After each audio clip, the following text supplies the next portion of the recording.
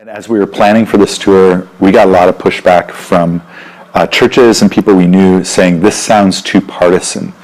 And one way we tried to explain it is, this isn't about being a Democrat or a Republican or an independent, but it's the conditions on the ground right now that cause us to say, what is the best way to vote at this time? And we need real change in our federal government, and that's only going to come by changing up the party in power and seeing a better balance between those things.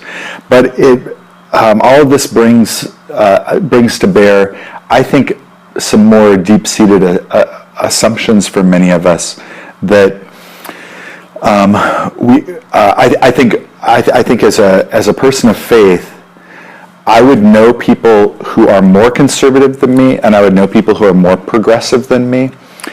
And I think our fear of partisanship is partly because we don't want to offend our family and friends.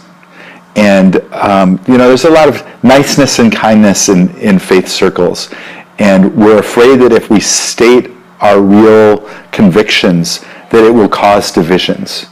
And it is causing divisions. I know many people who were heartbroken at the results of the 2016 presidential election. Their parents voted for the current administration. And for them, that was the exact opposite of what their faith in the way of Jesus would invite them into. And so they were personally hurt by this. How could mom and dad or brother or sister support something that so clearly doesn't seem like a step towards the common good of the kingdom of God? But because we have not been, I think I felt the freedom to engage in politics, it's felt divisive to say anything.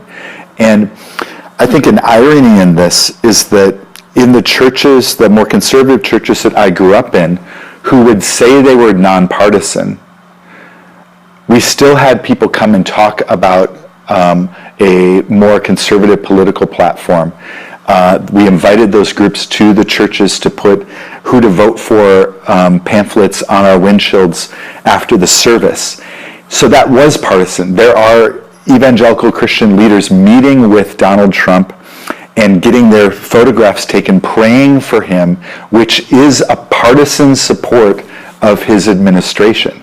So the critique has got to go both ways. Like if people of faith, if we say we want to be nonpartisan, then it means not participating in politics or even being engaged in conversations with candidates or politicians or elected officials at all. So I think we need a more nuanced and complex conversation about an appropriate way of engaging in politics.